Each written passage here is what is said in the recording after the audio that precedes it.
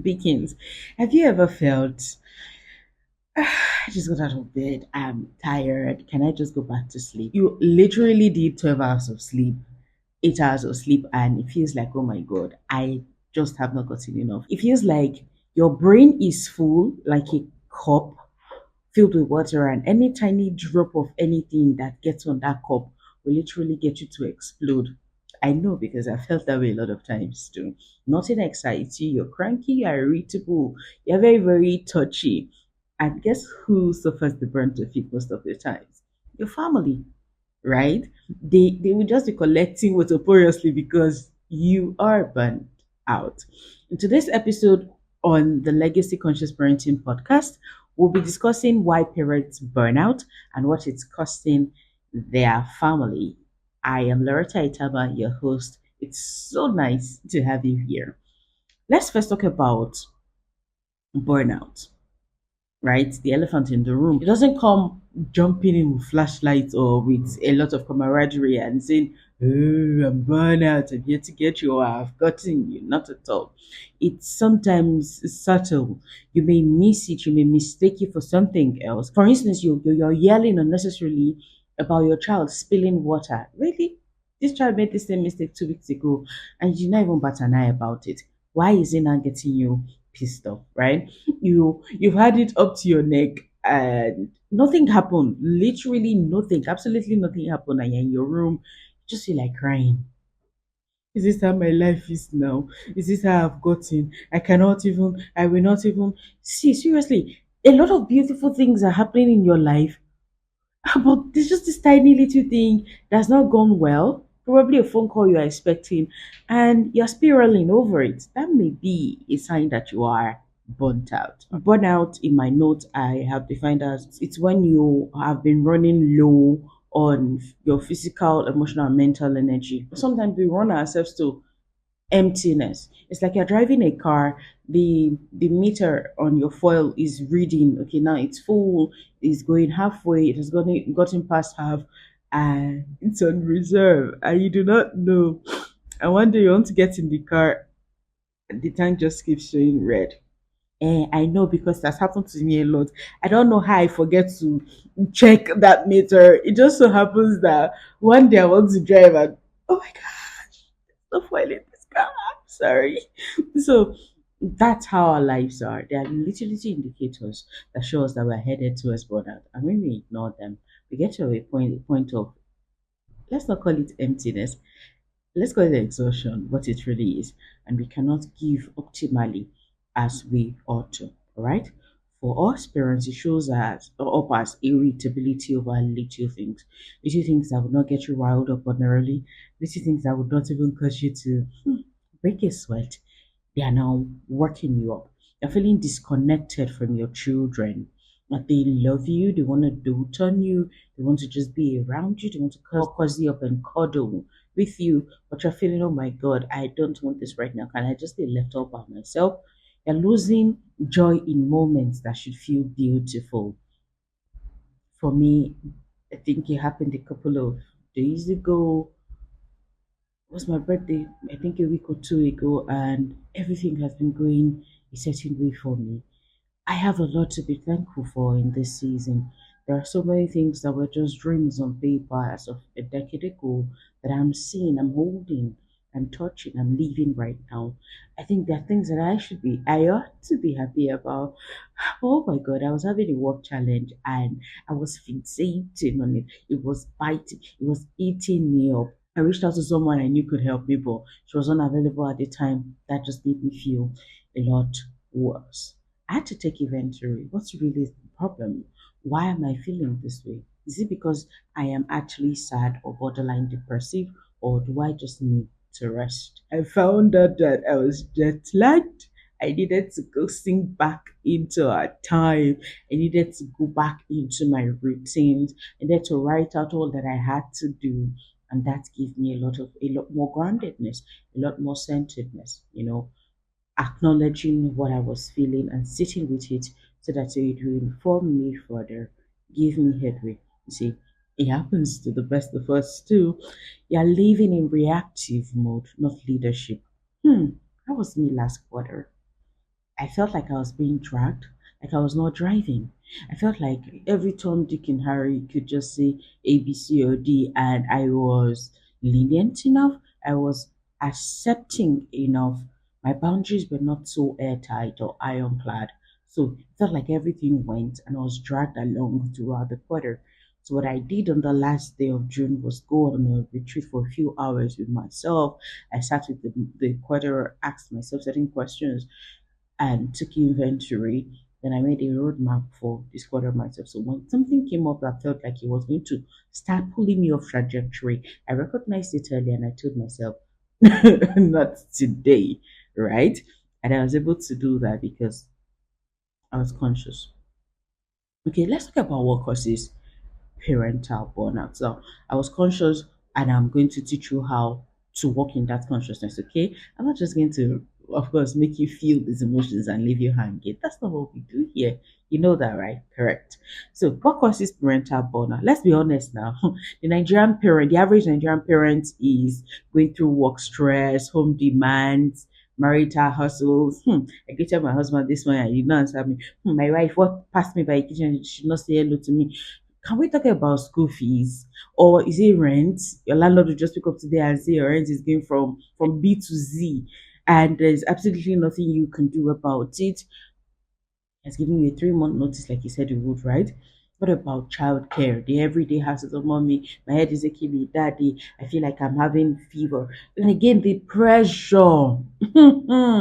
Pressure from social media. This person just did that, that person just went where, this person just got this. The pressure to also raise them right. You know, oh my, am I doing well? Are you sure I'm doing right by this child? What if the battle of what ifs, all of these can contribute to the reason why we're burning out. We cannot balance them, right? Is balance even possible? So instead of parenting being the fun that it ought to be, it becomes a pressure cooker and no one teaches you how to let the steam out until one day someone comes to lift the lid and an explosion. Let's not wait till we get there, right? That's why you're here. Now, if I have your attention, I bet I do by now. Pull your seat closer. Quickly type on the share button and bring in your friends, your co-parents or fellow parents that you know are going through the circle of burnout. Let this be your gift for them this new quarter or this half of the year, right? Now, how does burnout affect you as a parent and your children? You're always on edge. A lot of beautiful things are going on in your life, but you're not thinking about them, you're not considering them, they don't matter. Just one tiny thing happens or deviates from the norm, you're sweating this small stuff, you're spiraling, it gets to you, it really, really rise you up. You're emotionally numb or anxious. Nothing just makes you feel anything anymore. The things that would have gotten you excited or motivated or challenged or inspired, you're just not interested or you're getting anxious. See, I'm turning 40. This is not working. That is not working. I've not achieved this thing. I've not gone to this place. I said I was taking to the kids to Doha this holiday. I've not done this. I've not done that. Unnecessarily anxious about everything and anything. You're feeling guilty and resentful at the same time. The things that should make you happy, you are feeling guilty over. For instance, you have a major win at work, but you're feeling guilty that probably you're not doing well as a mom or as a dad. You're feeling resentful. Okay, this thing happened of my word, or because I went to do something, or because of that. You sometimes would even loathe yourself, right?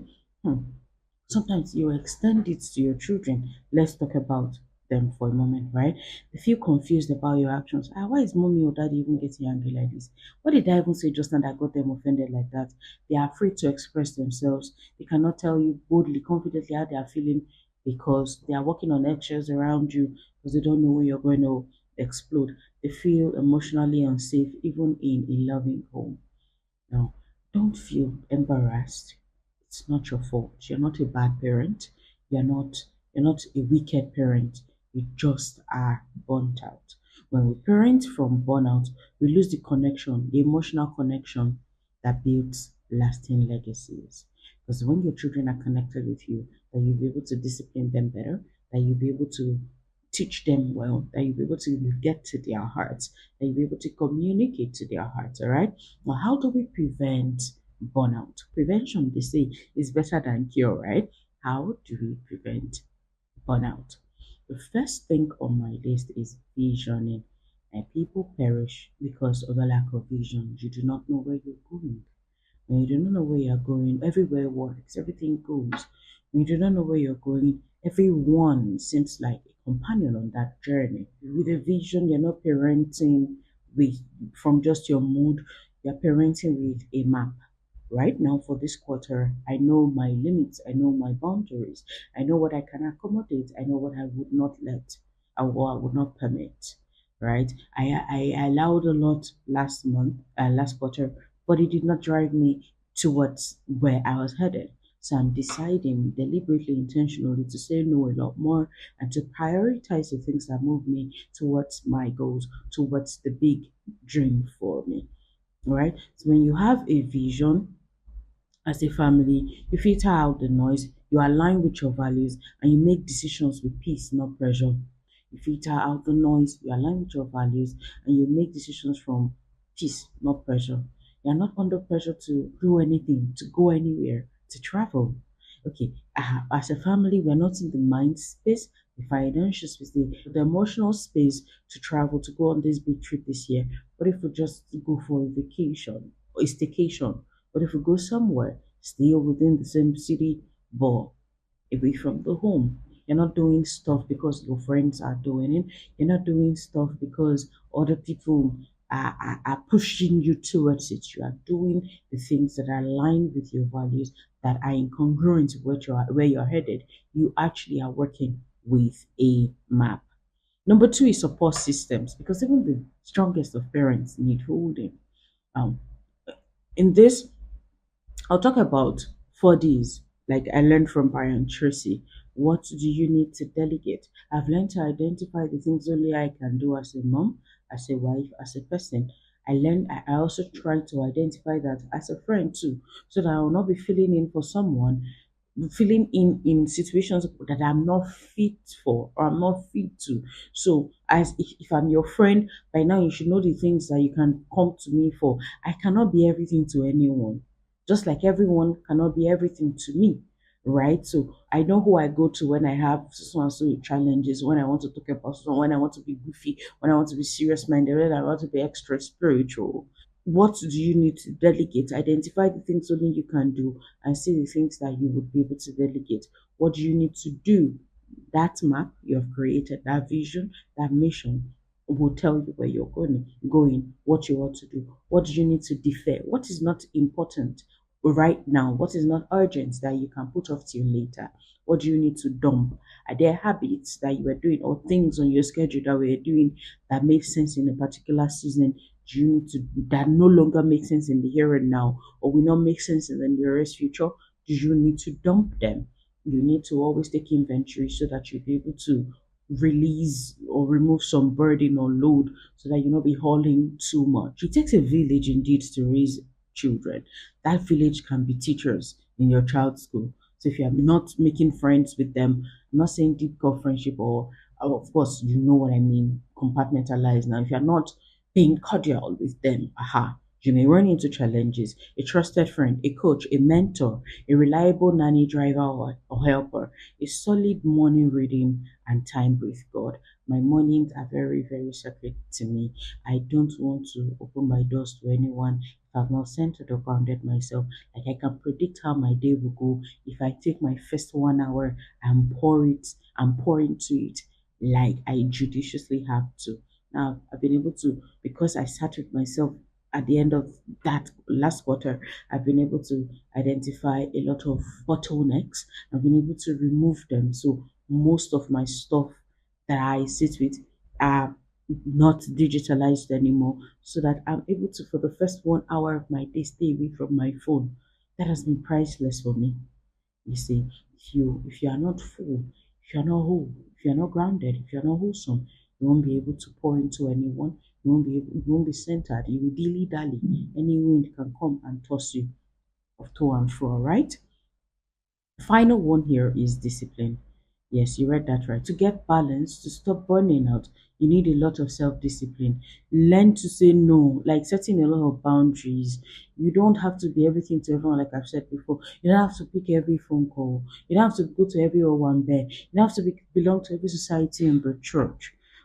Determine what matters to you in this here and now in this season and prioritize them. Because at the end of the day, when you're burnt out or you're not able to deliver excellently, no one will raise your children for you. No one will do it as well as you can. No one will do it with the passion that you should or that you can. All right. You need to learn to rest and be unapologetic about you. Rest, the art of doing nothing.